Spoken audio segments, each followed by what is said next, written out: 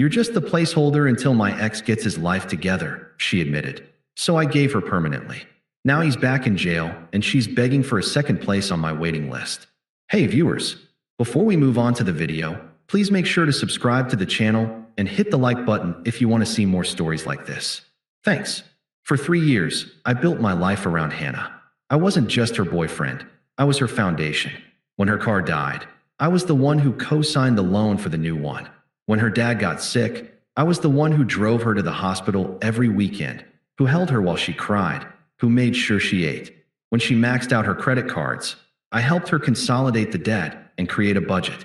I was the stable ground after the earthquake of her life. I thought it made me a good partner. I didn't know I was just being a good placeholder. The cracks started small, almost imperceptible. A locked photo album on her phone she'd named The Past. The way she'd sometimes get a distant look in her eyes, a sad, almost yearning smile that never seemed to be for me. I'd ask her about it, and she'd just shake her head and say, "Just memories, Alex. Don't worry about it." And I didn't, because I trusted her. I was an idiot. The real shift happened 2 weeks ago. I was cooking dinner, her favorite, chicken parmesan. When she came in, her face pale, staring at her phone. "Jake's out," she said, her voice hollow. I stopped stirring the sauce.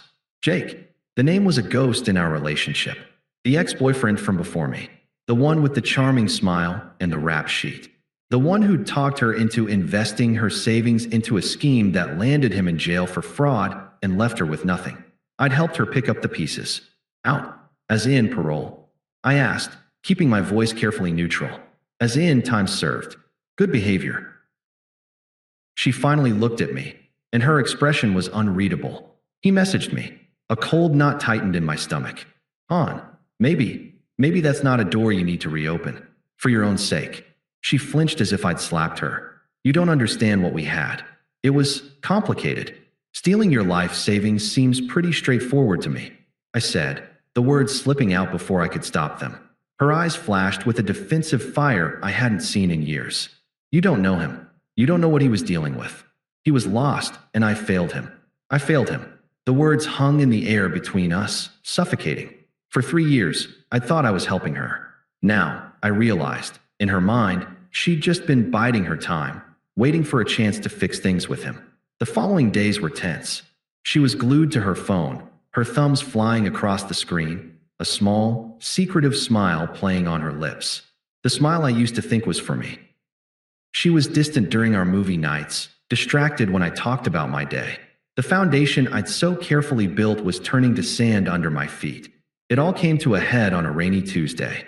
She'd been out with the girls, but came home smelling of cheap whiskey and a bar I knew her friends hated. She was volatile, a storm looking for a place to land. I was cleaning up the kitchen, trying to give her space. "You're always so fucking tidy," she slurred, leaning against the doorway. "Everything in its place. So predictable." I put down the sponge. "I'm sorry for cleaning our home, Hannah. See? That," she waved a hand dismissively. "That passive-aggressive nice guy shit. Just once, I wish you'd get mad. Really mad." I took a deep breath, trying to anchor myself. "I'm not going to get mad at you for being drunk. Let's just get you to bed." "I don't want to go to bed," she snapped, her voice cracking. She stumbled into the living room and collapsed on the couch, burying her face in her hands. The performance of the angry drunk was gone, replaced by a raw, desperate misery. I followed, my concern warring with a growing sense of dread.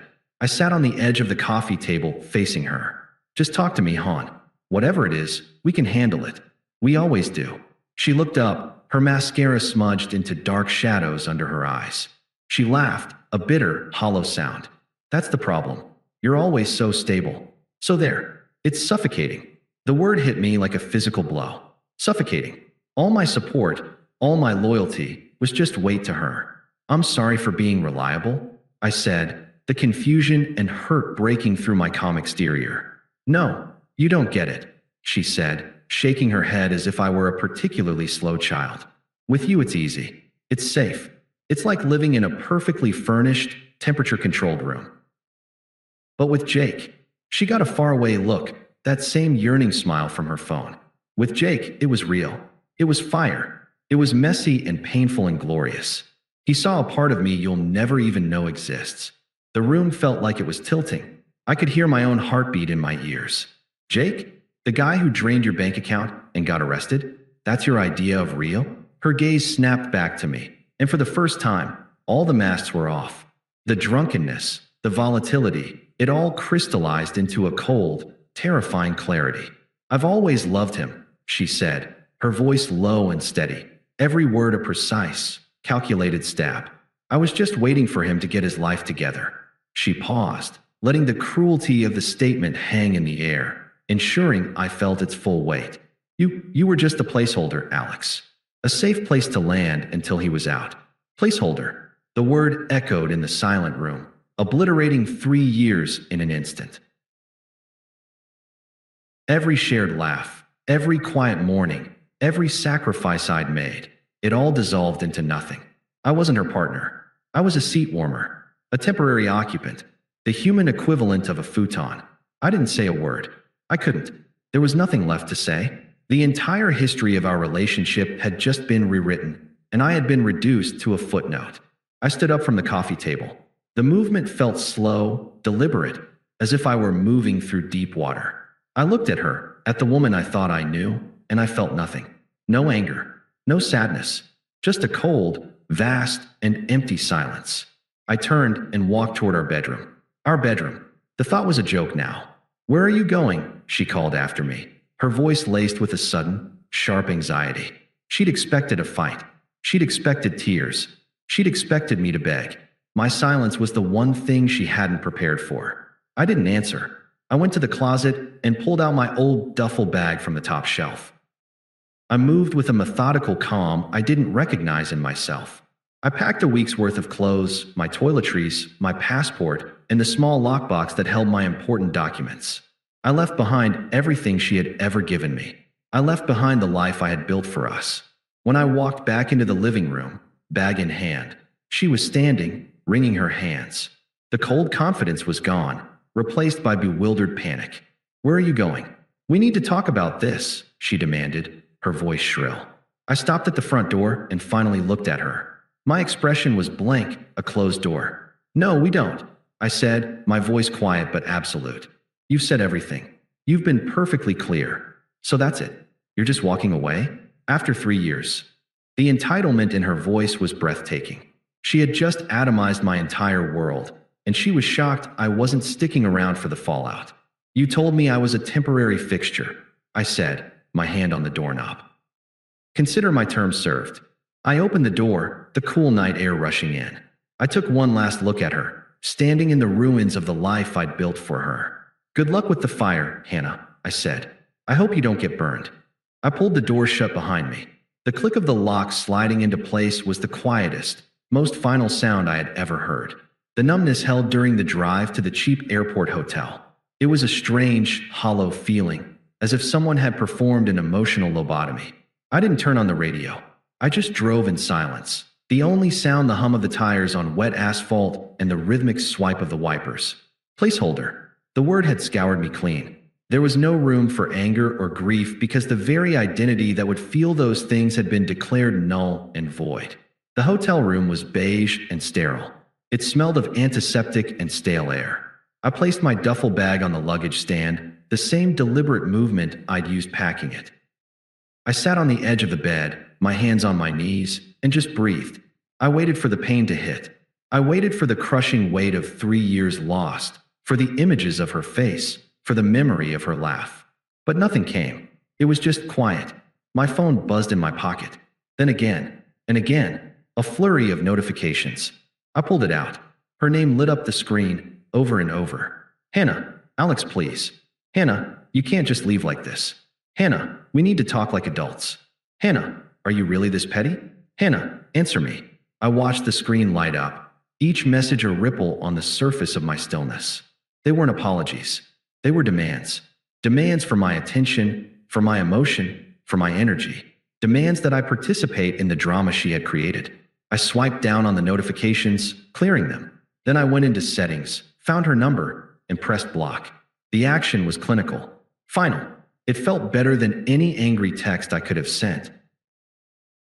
The next morning, I woke up at 6 a.m., my usual time. The silence in the hotel room was different. It wasn't empty, it was peaceful. I went for a run. I answered work emails. I found a real estate website and started looking at apartments. My life had become a simple, linear series of tasks. The chaos of Hannah was a distant country I had permanently emigrated from. A week later, I met with a lawyer, a brisk, efficient woman named Ms. Davies. I explained the situation in simple, unemotional terms. We cohabitate for 3 years.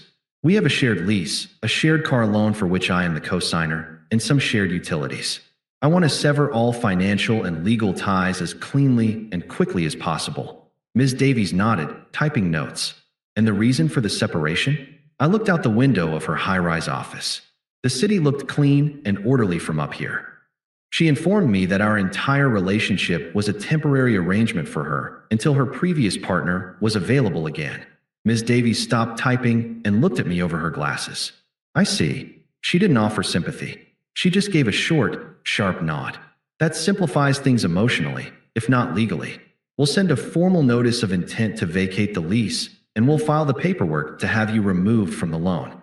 It will require her to refinance solely in her name. Good, I said. It was the first time I'd felt something akin to satisfaction. I wasn't trying to punish her. I was simply and systematically removing myself as her safety net. I went to the apartment on a Tuesday afternoon, knowing she would be at work. I'd arranged for the super to let me in. Walking in was like stepping onto a stage after the play had ended. It looked the same, but it felt completely dead. I didn't linger. I went straight to what was left of my things. My books, my desktop computer, the good set of knives my grandfather had left me. I loaded them into cardboard boxes I'd brought. I paused by a framed photo on the bookshelf. It was us, on a hiking trip, smiling, wind in our hair. I looked at my own face, at the genuine, unguarded happiness in my eyes. I felt nothing for that man but a distant pity. He didn't know he was living on borrowed time. I left the photo on the shelf. It belonged to the placeholder. As I was carrying the last box out, my phone rang. It was Mark, one of our mutual friends. I almost didn't answer, but Mark was a decent guy. Alex, hey man, he said, his voice strained. She's a mess. She said you just vanished? What's going on? I put the box down in the hallway and closed the apartment door for the last time. She told me, verbatim, that I was just a placeholder until her ex-con boyfriend got out of jail, Mark. She said our entire relationship was a lie. There was a long silence on the other end of the line. Oh, Mark finally said. Shit, she told me you two had a fight. She didn't. Wow. Yeah, wow, I said, my voice flat. So, I'm not vanishing. I'm exiting a situation that was built on a false premise. I'd appreciate it if you didn't give her this number. Of course, man. Of course. Jesus, the placeholder? I'm sorry, Alex. Don't be, I said, and I meant it. It was the most clarifying thing she's ever said to me. I hung up and picked up my box. The chapter was closed. The next 2 months were a lesson in quiet reconstruction. I found a small, bright apartment on the other side of the city. It had big windows and no memories. I bought furniture piece by piece, choosing only what I liked. I started going to the gym not as a distraction, but as a purpose. The physical transformation was slow, but the mental one was rapid. The fog of Hannah's drama cleared, and I could see my own life with startling clarity. I was happier, genuinely, undeniably happier in my sterile, quiet apartment than I had been in years. The news of Hannah's unraveling reached me in fragments, like pieces of a shipwreck washing up on my distant, peaceful shore. It started with a text from an unknown number a month in. Unknown. Hey Alex, it's Stacy. Look, I know Hannah messed up, but Jake is a total loser. He moved in like a week after you left, and he's not even looking for a job. She's miserable. I deleted it and blocked the number. Then, a brief, awkward call from Mike, another friend from the old group. Hey man, just so you know, things are not good over there. Jake's a piece of work. Real possessive type. They had a screaming match in the parking lot of the Grove last weekend. Cops were almost called. I'm sorry to hear that, I said, the phrase utterly empty of meaning. It was a social autopilot response. Yeah, anyway. We're all getting kinda sick of his drama. Take care, Alex. Click. The final, most satisfying piece of karma came via a Google alert I'd set up long ago. back when I was helping Hannah with her case against him. I'd forgotten about it.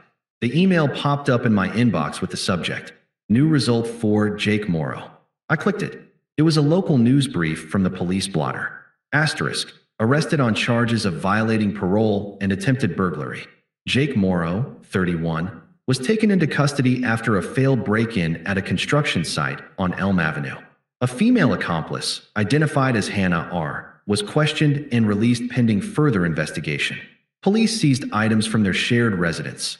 Asterisk, I leaned back in my chair. So, the fire she'd chosen over my suffocating stability had burned her, just as I'd coldly predicted. Jake was back where he belonged, and Hannah had been dragged down with him, questioned and released. I could only imagine the humiliation. The police in her apartment, seizing things. The neighbors watching. The perfect, dramatic end to her tragic romance. My phone vibrated, pulling me from the thought. It was her. Again, from another new number. This time, it was a voicemail.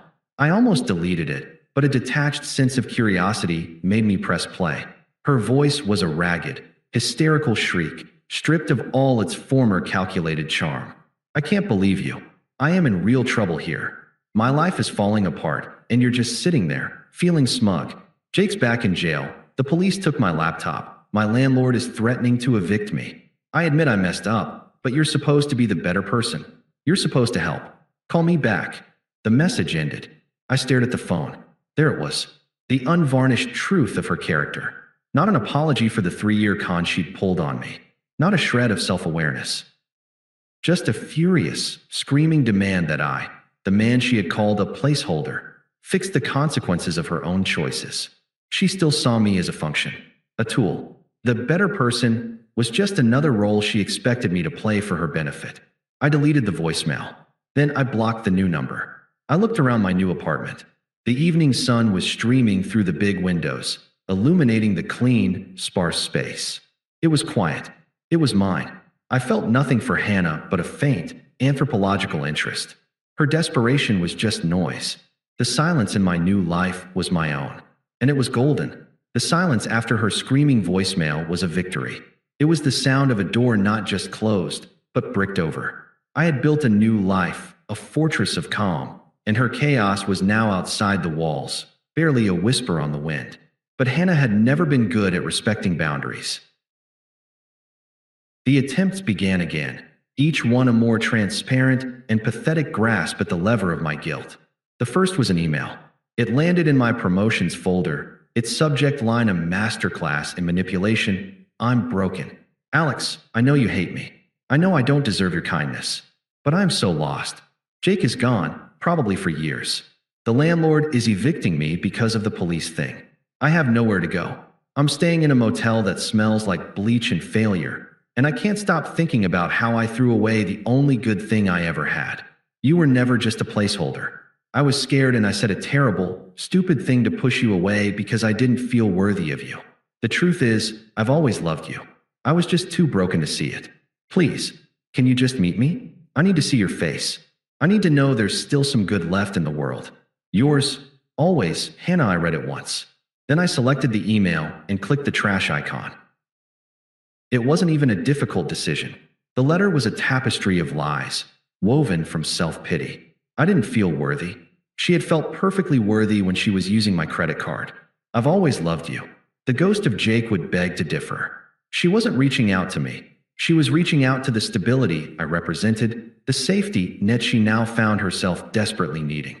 A week later, my phone rang with a number from our old area code. I let it go to voicemail. An hour later, a message appeared. It was from her friend, Stacy, the flying monkey. I listened, my expression blank. Alex, it's Stacy. Look, I get it, you're hurt. But Hannah is literally destroying herself. She's lost everything. That animal Jake left her with nothing but a court date and a broken spirit. You were always the good one, the responsible one. You can't just abandon her now. She has no one. It's cruel. I sighed. The guilt trip was so predictable. I called back. Stacy picked up on the first ring, her voice breathless with self-righteous hope. Alex? Oh, thank God. Stacy. I interrupted, my voice calm and level.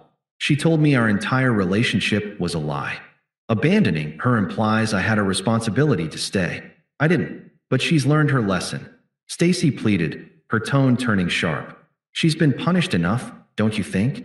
So you're going to be a petty asshole about it and let her be homeless. I didn't rise to the bait. I'm not being petty. I'm being absent. There's a difference. Don't call this number again. I hung up, to click a period at the end of that sentence. I blocked her number. The circle of people I had to shield myself from was small, and it was getting smaller. Then came the nuclear option. It was a Saturday morning. I was making coffee, the sun streaming into my new kitchen. My work phone, the number of which I'd been forced to change after her previous voicemail, buzzed on the counter. Unknown number. A cold dread settled in my stomach. I answered, bracing for a client crisis. The voice that came through was hers, but it was stripped raw, a weaponized sob. Alex, it's me. Please, don't hang up. I'm at the hospital. I said nothing. The silence stretched, forcing her to fill it. I took something. Not enough, I guess. I just couldn't see a way out. They're keeping me for psych evaluation. She took a shaky, theatrical breath. The nurse said I should call someone who cares about me. You're the only one I could think of. The manipulation was so blatant, so grotesque, it was almost impressive. She wasn't asking for help. She was laying a trap. If I showed concern, she'd have her hook back in. If I didn't, she could paint me as the monster who hung up on a suicidal woman. My voice was cold, professional, devoid of any emotion. Are you safe with the medical staff? What? Yes, but then you're where you need to be. My presence would be counter-therapeutic for both of us. I hope you get the help you need. Hannah, goodbye. I hung up. My hand was steady. There was no guilt, only a profound, weary disgust. She had tried to use the ultimate emotional currency, and I had declined the transaction. I blocked that number, too. It was the last number she would ever have to me. 6 months passed. The seasons changed. My new life wasn't just a reaction to the old one anymore. It was simply my life, and it was a good one. I'd been dating Clara for 4 months. She was a landscape architect, a woman with calm eyes and an easy laugh who valued her independence as much as I valued mine. We were a partnership, not a rescue mission. We were at a bustling, sun-drenched brunch place, sharing a plate of pancakes and talking about a trip we were planning to take. I was relaxed, happy, fully present in a way I never was with Hannah. I felt a hand on my shoulder, a familiar, possessive grip that made my spine go rigid. I looked up. It was her. Hannah looked aged, not older, but worn, like a coin that had been passed through too many hands. Her clothes were cheap, her hair lacked its former shine, and there was a frantic, hungry look in her eyes that scanned me. Then Clara, then our food, our happiness, our peace. Alex, we need to talk. Now. She completely ignored Clara, treating her as an inconvenient piece of furniture. Clara looked at me, a question in her eyes.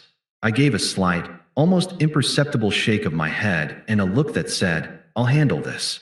I turned back to Hannah, my posture not defensive, but open, as if a mildly bothersome stranger had approached our table. Hannah, this isn't a good time, I said, my voice polite but distant. Her composure, already brittle, cracked.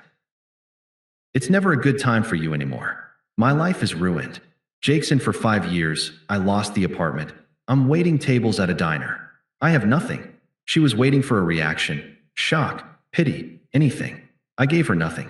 I'm aware, I said, my tone flat, as if she'd told me the weather was poor. I heard. The indifference was a slap. Her eyes widened, brimming with furious, disbelieving tears. And you don't care? After everything we had, this was the moment. The power reversal was complete. I was no longer the placeholder. I was the king in his castle, and she was the beggar at the gate. I turned slightly to Clara, my demeanor softening instantly. Clara, this is Hannah. Hannah, this is Clara. The introduction was deliberate, polite, and utterly devastating.